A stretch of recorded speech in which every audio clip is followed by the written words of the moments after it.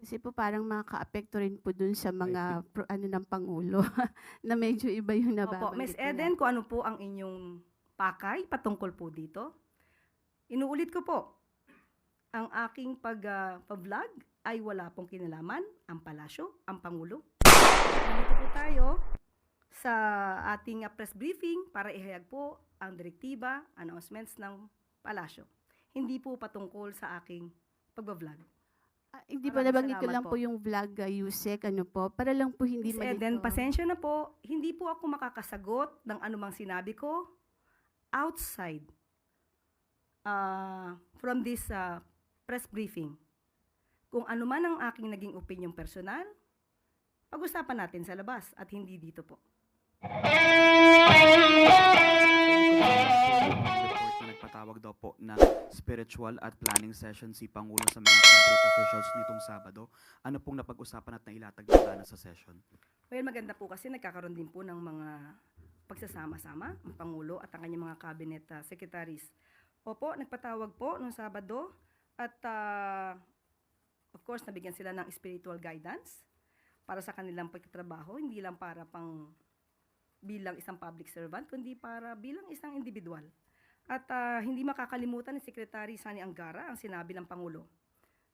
And I quote, "Walang tulong o pabor ang masyadong maliit para sa publiko at para sa isang kalihim ng departamento.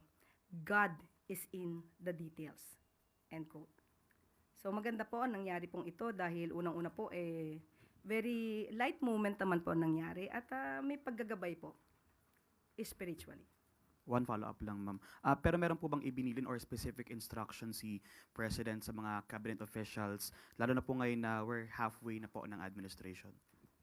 Unang-una, hindi po siya kasi cabinet meeting.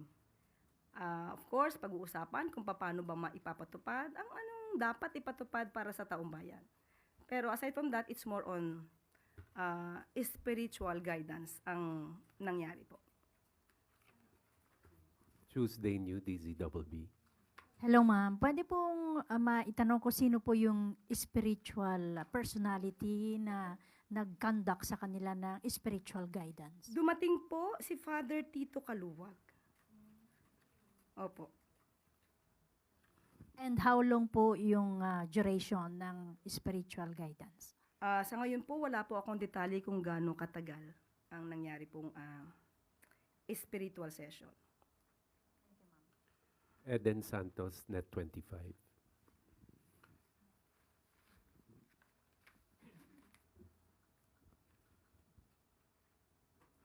Good morning po, Yusek. Binatikos po ni dating presidential spokesperson Attorney Harry Roque yung anyay lantarang katiwalian ng mga Marcos sa gitna po ng investigasyon ng Hong Kong sa umano'y gold-linked money laundering activities. Ito po yung nabanggit din sa isang media entity dito sa Pilipinas, bukod po doon sa mga report from Hong Kong and Taiwan. Nakarating na po ba ito sa kaalaman ng Pangulo? Ano po yung kanyang reaction kaugnay nitong panibagong allegation po na ito? Wala pong katotohanan. Yun lang po. So you categorically deny po ito? Walang katotohanan. Doon po sa pagdalo ng Pangulo kanina po sa One Cebu rally sa Cebu, yung po ang presensya ng Pangulong Marcos ay sign po ba yon na yung suporta niya kay suspended Cebu Governor Gwen Garcia ay parang sign din na sinusuportahan niya yung paglabag or hindi pagsunod ni Governor Gwen doon po sa kautusan ng Ombudsman? Wala po tayo nakikitang ganun.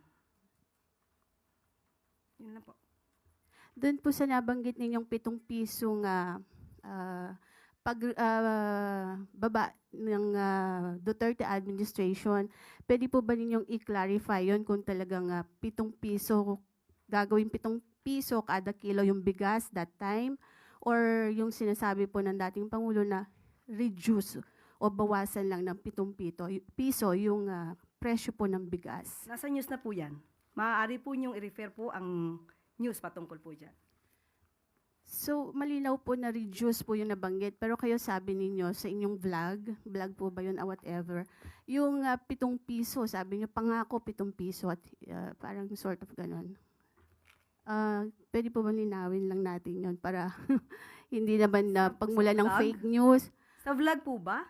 Nakita, napanood po sa Hindi ano. po yata yun nabanggit sa press briefing. Opo, hindi po sa press briefing. Parang you're talking na pinapakita nyo pa yung SONA something ni PRRD. Para lang po magkaroon ng sa halip Hindi na... po yun pahayag ng Pangulo. Nandito po tayo sa ating press briefing para ihayag po ang direktiba, announcements ng palasyo. Hindi po patungkol sa aking pagbablog. hindi pa Maraming nabanggit ko salamat lang po po. yung vlog, Yusek, para lang po hindi Miss Eden, malito. pasensya na po, hindi po ako makakasagot ng anumang sinabi ko outside from this press briefing. Kung ano man ang aking naging opinion personal, pag-usapan natin sa labas at hindi dito po. Kasi po parang makaka-apekto rin po dun sa mga ng Pangulo na medyo iba yung Opo, nababanggit Miss nila. Eden, kung ano po ang inyong pakay patungkol po dito, inuulit ko po, ang aking pag-vlog ay wala pong kinalaman ang palasyo, ang Pangulo, at ang gobyerno. Let's Okay, move but on. thank you. Alvin Baltazar, Radio Pilipinas.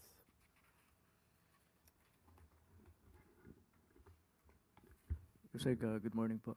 Yusek, nitong weekend mo nagkausap si Pangulong Marcos at saka si Prime Minister Anwar Ibrahim. May we get some details kung ano po yung napag-usapan nila aside from economic and security?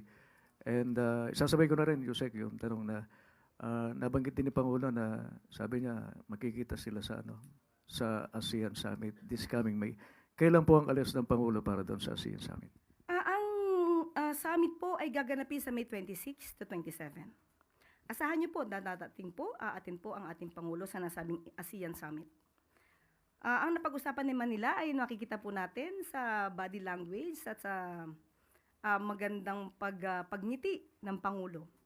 Ibig pong sabihin ay napag-usapan nila mga hamon sa ekonomiya at seguridad na maaaring kaharapin po ng ASEAN. At nais po din nila kung ano man po ang issues patungkol po sa ekonomiya at seguridad, maipagpatuloy po ito at mapag-usapan sa ASEAN Summit ito po sa Kuala Lumpur. At kung di po ako nagkakamali, nabanggit din po na wini-wish po ni Prime Minister ng good luck ang ating Pangulo sa darating na eleksyon. Last Salamat po. question, Ann Soberano, Bombo Radio. Yusek, good afternoon. Yusek, reaction lang from the palace. Sa SWS survey kasi na isinigawa noong April 11 to 14, sinasabing 93% ng mga Pilipino ang susuporta sa mga kandidato na nagtataguyod ng mas maraming oportunidad sa trabaho, pagpapalakas ng agrikultura upang dumami ang produksyon ng pagkain sa bansa. Masaya po tayo, masaya po ang Pangulo na ganyan po ang nagiging resulta dahil ang mga botante po ngayon ay nabubuksan na po ang isip kung sino ba dapat ang kanilang iboboto. At ito mga nasabi po na mga kagustuhan ng mga boboto para sa isang leader ay nakikita po sa mga miyembro po, mga selectables po ng alyansa. Alyansa na ang mga pangalan ay binanggit ni Pangulong Marcos Jr. dito lamang po sa katatapos na campaign sortie sa Cebu. Yusek, ano po ang nakikita ng Malacanang na posibleng factors na nakapag-contribute na nag-iba po yung pananaw ng ating mga voters po para sa mga kandidatong tumatakbo ngayong midterm election? Nakikita po siguro nila kung ano ang naitutulong ng pamahalaan, especially patungkol po sa agrikultura. At kung papaano po ba tinutugunan ang issue po ng kagutuman at kahirapan.